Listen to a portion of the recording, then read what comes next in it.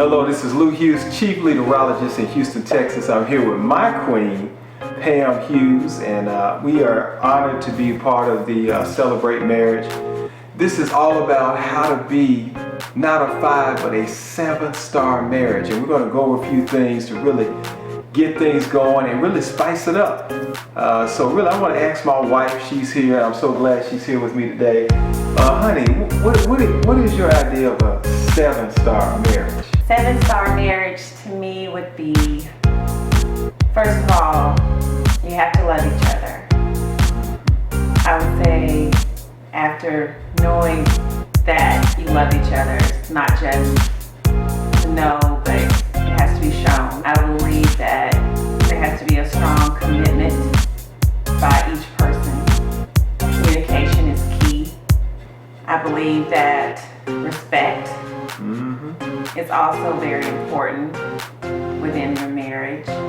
Knowing that mistakes will come and they can be worked out.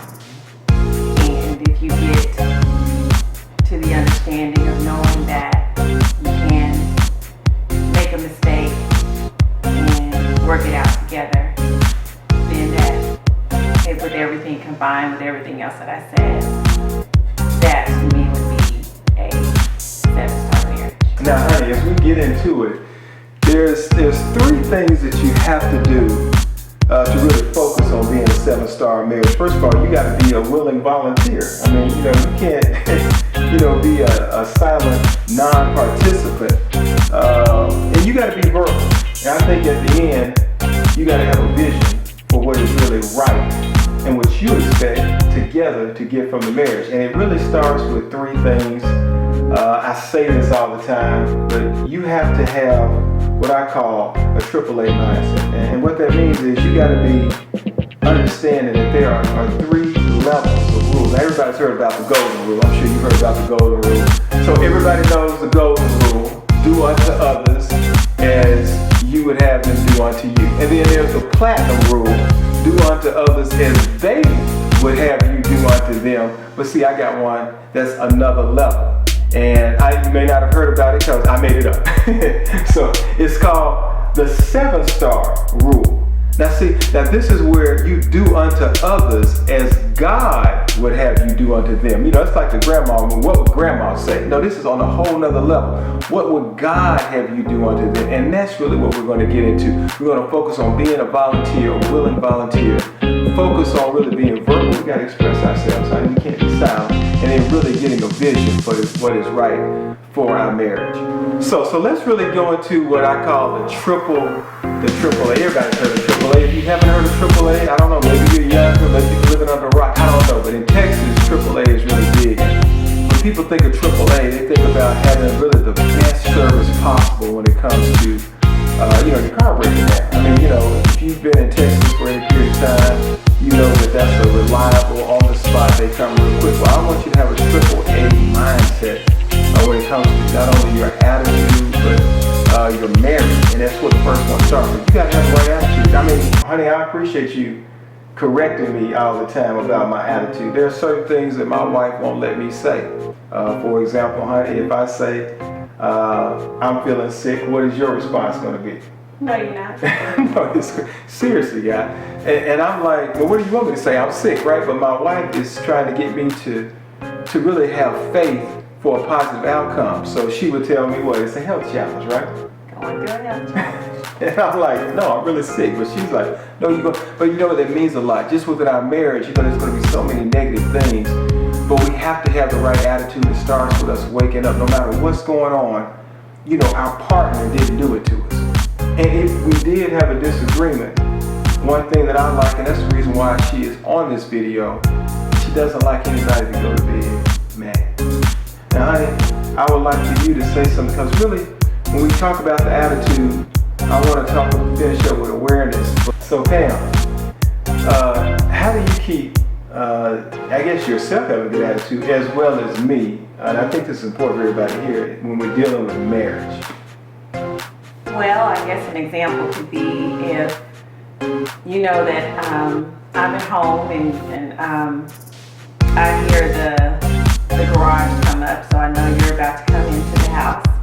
And I'm sitting on the couch, and you come in, and you walk right past me, and you don't say anything. And I could be in an attitude and say, oh, okay, I know he's sitting here. I know he just saw me sitting here, and he's just gonna walk by and not say anything. But what I do is I call your name, and if I don't call your name, I'll come in the office, because that's where you usually end up at, and I'll say, did you not see me sitting on the couch? That's exactly what she said. And if you got an issue or something's going on with work or whatever, you better leave that in the garage, because I didn't do anything to you. That is so true. I mean, this is real, y'all. I'm not making this up. Nobody's perfect, but that always ends up brightening my day. Sometimes, I just walked in, and what we're saying is there's no excuse for whatever you had on the outside, whatever you're thinking. If I start making a habit, which I do, hey honey, and I give her a kiss when I come home, then it should be a habit all the time. I shouldn't take it out on her or not do something. And I appreciate you for saying that. So attitude is that first one.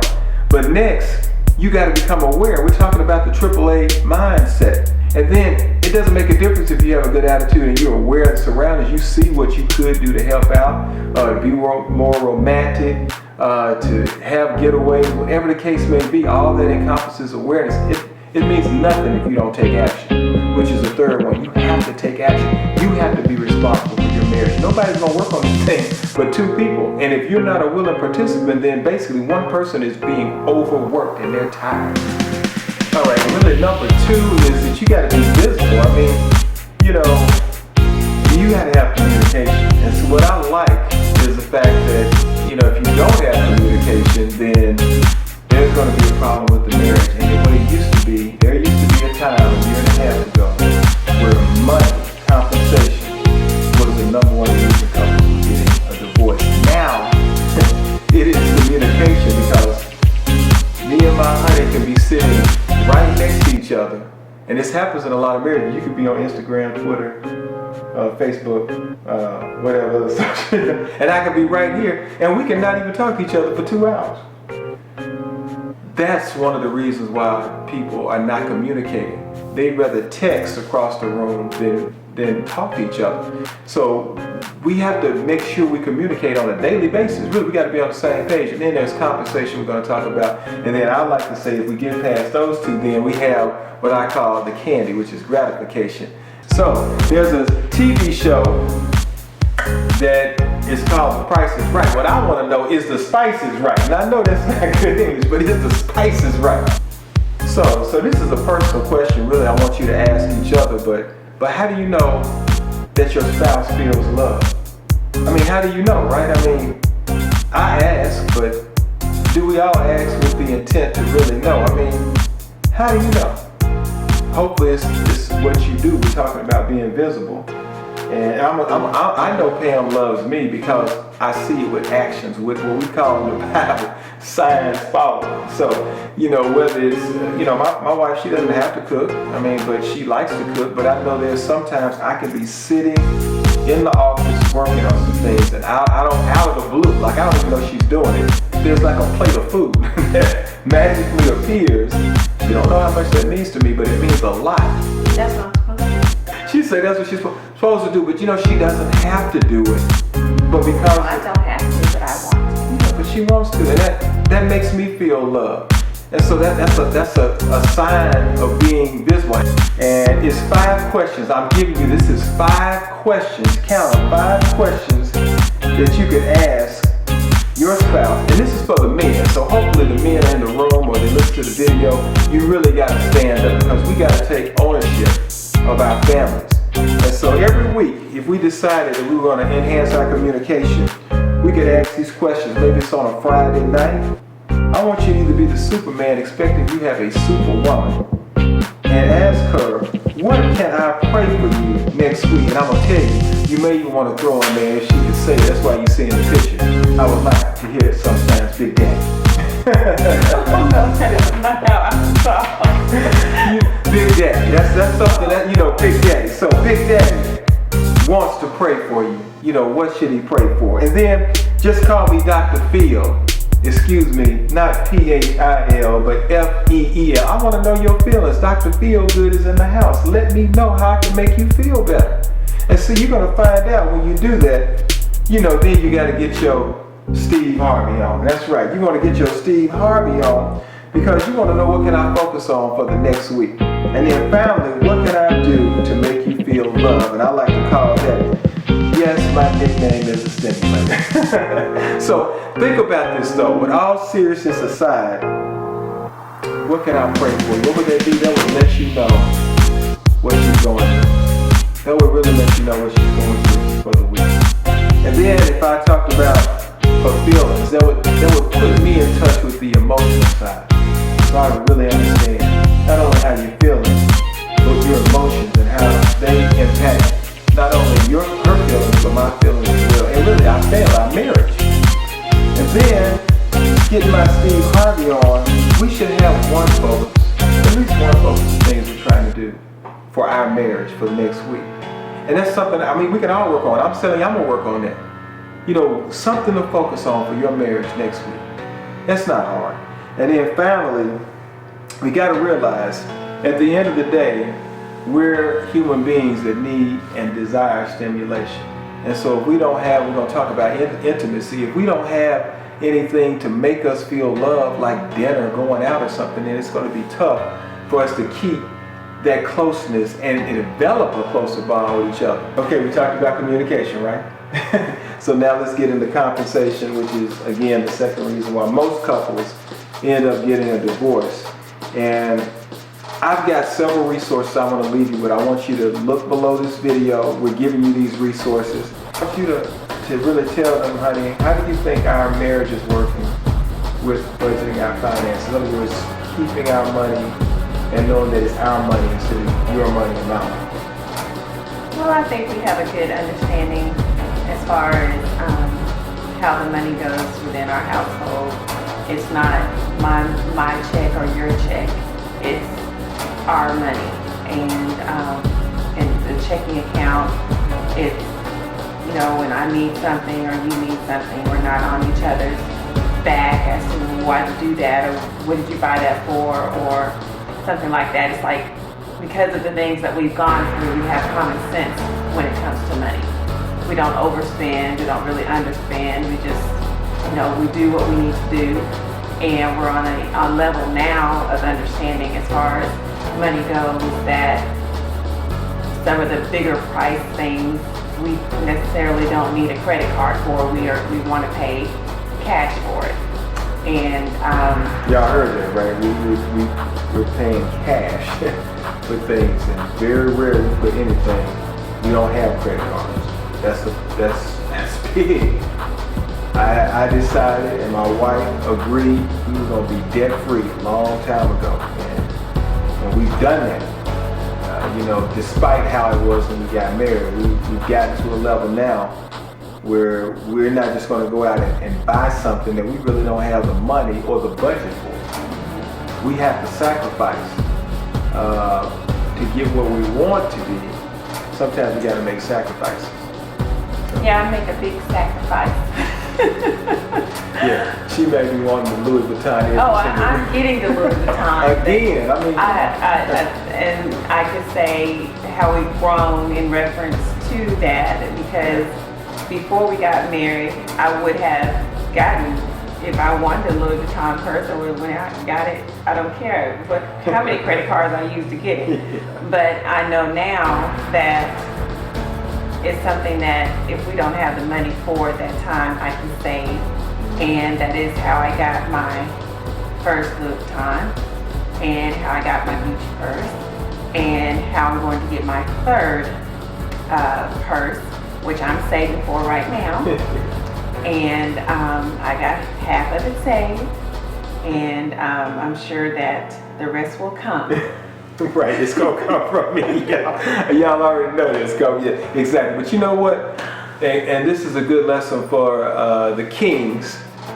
When you always want what's best for your wife, and you know, sometimes you could go get it. I mean, you could literally go get it tomorrow, and sometimes you should go get it tomorrow. I mean, there's things that I spur of the moment, whether it be birthdays, Mother's Day or whatever. Sometimes, I got it, she deserves it, I'm going to get it. But here's the principle. She's saving, and she knows this. If she continues to save, then at some point I'm going to give. I'm going to say, wow, she really wants this purse. Let's go out and get this purse. Even though I may not care about the purse. But because she wants it and she's initiated some type of savings, it makes me want to do more for her. So I encourage you to... and throw in the wallet. She say throw in the wallet. Throw in the wallet, y'all. You have to have accessories. I'm throwing in the wallet. You see that's what's going to happen, okay? So get yourself grounded where you're saving. And this is for the guys. She opened up 2 Gerber plans for the kids without me even, I didn't even know she opened them up. And I'm saying that because when you get in the mindset that you got to save, whether it be for, us on vacations, which that's another thing we do, vacations, or if it's just something for the kids. When you see her initiate that, it makes you want to work that much harder. And then y'all are both coming to a common agreement that, hey, we're doing this together, so it can't be my money, your money. It's got to be our money, because we're all spending money toward the same common goal. So look at the books, look at the resources, and again, stay close. We're going to decide which one we're going to read, but it's going to bless your life. So I know some of the guys out there, and y'all are thinking that this is the international symbol for marriage. But I'm willing to tell you that it doesn't have to be that way. So if you tackle the money situation, you really, who's been watching Empire? I'm just saying, y'all. Look, we want to build an empire together. Look, you can watch Empire all day long and never reap the fruits of their labors, because it's not you on that TV show. But we want to build an empire together, and I'm going to give you 6 commandments. 6 commandments of making sure your finances are right. This is what I call the 6 commandments of money and marriage. First of all, it's not what's mine is mine, what's yours is yours. It's what's ours. That's number 1. Second, debt. You got to have full disclosure. Honey, we will not talk about student loans when we got married, because I remember that was not full disclosure, y'all. But you know what? We eventually did have full disclosure right in the beginning of our marriage, and we got over that. I'm telling you, you need to have full disclosure. If you don't and you're married, that's probably even worse. Can you imagine being married for 5-6 years and you don't even know what the other person has in debt? No, that's not any fun. Second, you got to understand that her personality is not the same as your personality. I may not want to save that much, and she may want to save all the time. Well, that's not fair to her for me to be spending crazy, but it's also not fair to me for me to be on some budget that I never was used to that budget in the first place. I may need some training. I'm not going to be used to it. So at some point, my personality may be when I get a bonus, I'm going out spending 50 to 60% of that. Her idea, maybe when I get a bonus, we spending 10%. 10% may be going to tithes and 10% may be going to something else, but we're saving the majority of that money, so you have to understand the personality. And there are books for that. If you don't know what they talk, communicate with your spouse. Power play, I call it one worker mentality can cause a divorce unless you communicate. And here's what I'm talking about. Just because I bring home the bacon, that doesn't mean that it's an expectation that she cooks the bacon and that she can't do anything but cook the bacon and clean up the house. No, that's not right. If she's taking care of your kids, number 1, and she's taking care of you, that's a job. That's a job. I promise you that's a job. If you don't know it's a job, try to do it someday. So it's still our money. It can't be your money, my money. It's still our money. And then children. Look, this is what I call, we gotta agree how we gonna spend money. I see a lot of adults acting like children. They simply don't know how to, talk to the other person and agree on how to spend the money. And family, the extended family, this will get you in more trouble than anything. And I call it, again, these are the 6 commandments. I go into detail below this video but you got to make some harsh decisions. If the spouse doesn't like your mom, she gets elderly, you have to agree if that person is going to stay in that household. And if she is, and both people agree, fine. If not, you may have to decide on a close, we just got through talking about this, a close home that maybe not be a nursing home, maybe it's an apartment, maybe it's right down the street. Doesn't mean they have to sleep in the same house. So we have to agree on how to make that happen. Not just the expectation, well, no, that's my mama, she coming to live anyway. That could create some problems in the household, especially the marriage. Well, you like my mom. I love your mom, right? And the conversation that we had was about, my mother had mentioned to me, she said, Pam, please don't ever put me in a nursing home. Yeah. And you said, oh, okay, hey, no problem. Yeah, that's right. We won't put her in a nursing home. She may or may not want to live with us, but if she, wants to live close to us, we'll put her in a nice, place, nice home assisted place. That's where she wants to be. But you are the one that said, hey, it's done. She's not going to go in a nursing home. Yeah, and I appreciate that. Yeah, you know why I said that, and it really, I do like her mother, so I mean that has something to do with it. But I love my wife. Okay, so you got to read between. I like her mother. I love her mother actually, but I love my wife. So for the respect of my wife, I can deal with that. And you gotta think about something. How long is that person going to be around? I mean, we hope that person is around many, many years. But what if they're only around 10 years? I mean, come on. I'm hoping to be with my wife many, many years. We can sacrifice a little bit. Because what would we want, how we want to be treated? We talked about that 7-star rule. Treat others the way God would have you treat them. So that goes along with that same principle. But guys, and I really try to work hard at this. My mind is going 24/7 on how I can make my wife feel better. And it's not just about intimacy for sex sake. It's about how to make her feel appreciated. I try to think about anything I can do. I constantly try to think about her. And guys, I have to constantly think about this. It's not always about us. If my queen is happy and she's feeling sexy, then naturally that's going to spill back over the benefits for me. If she's overworked, she's tired, she's not feeling good, then 9 times out of 10 that's going to create her being tired, not wanting to really do anything. And so we want to fulfill our needs, not my needs. We want to fulfill our needs. So we really got to think about what's. But let me give you some tips. So if we all want the candy, it's not just guys. If we all want the candy, we all want intimacy, then there's several books out there. 5 love languages. There's a whole bunch of ways. But I am going to give you 15 days. And the way these videos are set up is designed to happen around January before February, which this video is right before Valentine's Day.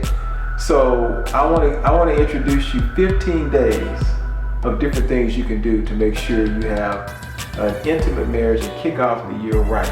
And you can choose. There's more than 15, but you can choose.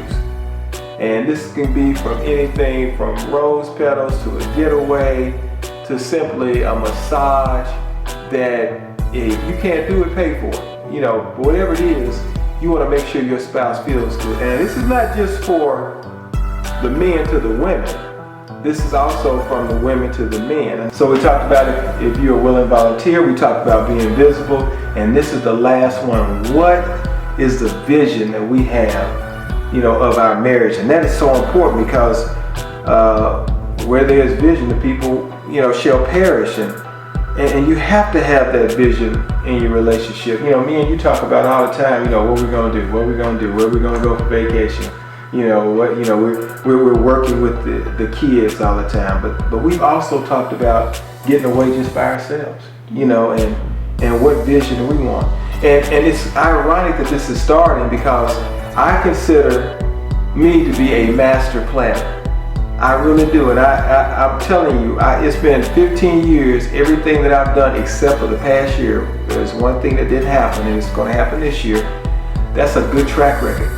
Everything I planned has happened. But there's one person who has trumped me on one part of that. I did it by planning.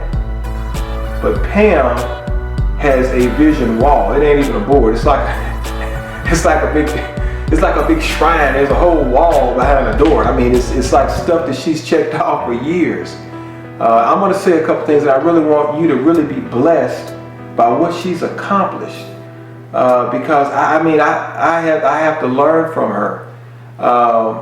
When we thought we couldn't have our first child, she was walking around as if she was pregnant with baby food, diapers, like she was pregnant, y'all, like for real. We hit second child, she still has the baby food that she believed for Paige. She still has that baby food in there. That's a 3D vision board. Well, to make it plainer, on the wall, and I want you to share a little bit about what I'm saying and what's on the wall right now. She has cars that she's checked off that she's driving. She had me a picture of a person running when I couldn't hardly walk. That is not just a vision board, but that's a vision board transferred into a faith board that has what we call now a manifestation board. And that is critical, but it all started with, the vision. But honey, tell the people kind of how that is and how that played out, and so they can understand how strong your faith is to cause these manifestations. Well, I started the vision board when we lived in Chicago, and the women's ministry there introduced me to it. And when we moved here to Houston, I made it even bigger.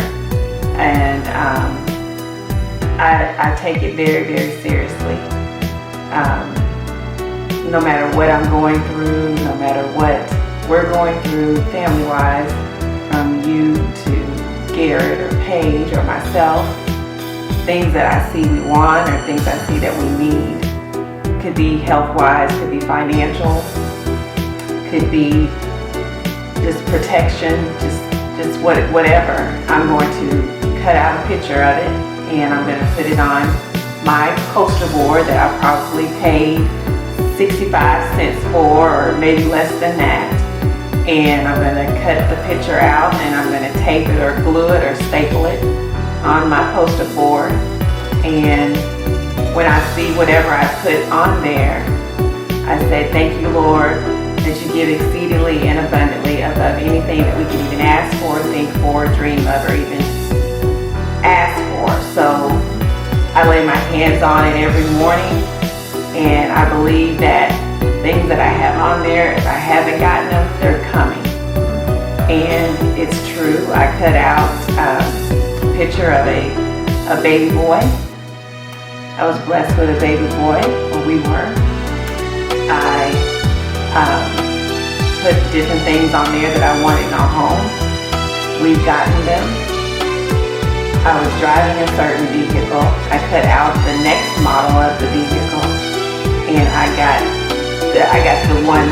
I didn't get the one I put on there. I got the one better than that. I got the next model. The best way to